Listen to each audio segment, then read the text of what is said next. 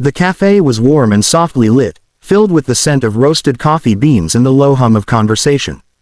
Sophie sat in her car outside for 5 full minutes before gathering the courage to walk in.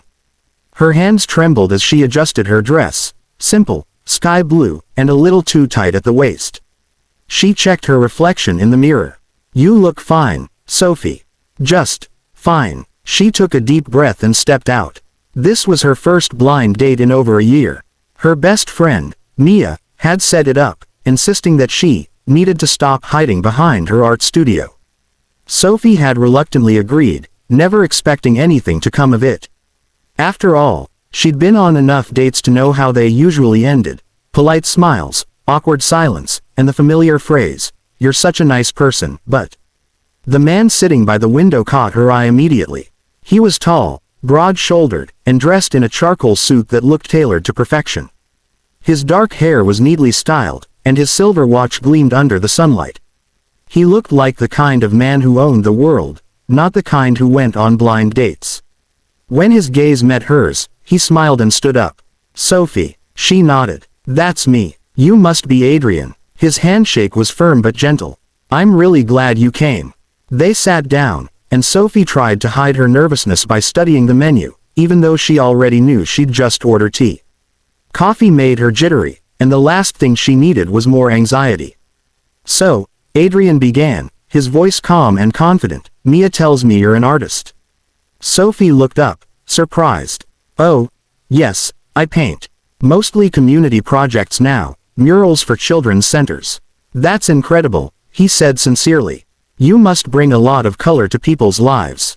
She blushed a little. Compliments always made her uneasy. "I try." They talked for a while, about her art, his work, and the city's best cafes. Adrian was easy to talk to, charming, yes, but not arrogant. He asked questions, really listened, and never once made her feel uncomfortable. For a fleeting moment, she thought, maybe this one is different. But then, as silence stretched between them, old insecurities crept in. She noticed how his shirt fit perfectly, how everyone in the cafe seemed to look at him, and then at her. A couple at the next table whispered, their eyes flickering toward them. Sophie felt her stomach tighten. Finally, she set her cup down and said softly, "Listen, Adrian, you seem really nice, and I appreciate that you took the time to meet me. But let's not waste it." He frowned slightly, confused. "What do you mean?" Sophie exhaled shakily. "I know what people see when they look at me. I'm not your typical blind date match. No one marries a fat girl, sir." Her voice cracked at the end, though she tried to sound casual.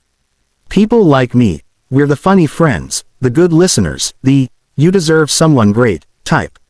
Not the love story." The cafe fell quiet in her mind, just the soft clink of cups in her own heartbeat. She expected him to laugh it off, to give her that pitying smile she'd seen so many times before. But Adrian didn't move for a long moment. Then he leaned forward, his eyes steady and kind. "Who told you that?" She gave a short, humorless laugh.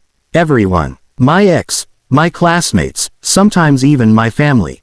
It's the kind of thing people don't say out loud but you learn to hear between the lines." Adrian's expression softened. "Then I think it's time someone proved them wrong." Sophie hadn't meant to see Adrian again after that first date, yet somehow, one message turned into two, one coffee into dinner, and before she realized it, weeks had turned into months. At first, she waited for the moment when he'd pull away. She'd seen it happen before, the polite fade out, the "been busy lately" texts, the slow distance. But Adrian never pulled away. He called every morning just to say good luck with her art projects. He brought her lunch when she forgot to eat. He even showed up at her community mural unveiling, blending in with the crowd just to watch her smile. He didn't see her as a fat girl. He saw her, Sophie, the artist with paint on her fingers and laughter that filled empty rooms. Still, the world wasn't kind. When they were out together, she could feel the stares, the way some women looked at Adrian, then at her, with thinly veiled disbelief. Once, a waiter had mistaken her for his assistant. Another time, one of Adrian's acquaintances, a tall blonde woman in an elegant dress, had leaned close and said in a syrupy tone, "You must be so confident to date someone like him." Sophie had smiled politely, but her hands trembled under the table. That night, she told Adrian she didn't want to attend any more events. "People talk," she said quietly, staring out the window of his car. "And I don't blame them. You're a successful CEO. I'm just me." Adrian pulled the car over and turned to her. "You're not just anything, Sophie. You are everything I didn't know I needed." She laughed bitterly. "You don't mean that." He reached over and gently took her hand. "I do. You see yourself through their eyes. I see you through mine." His words disarmed her completely.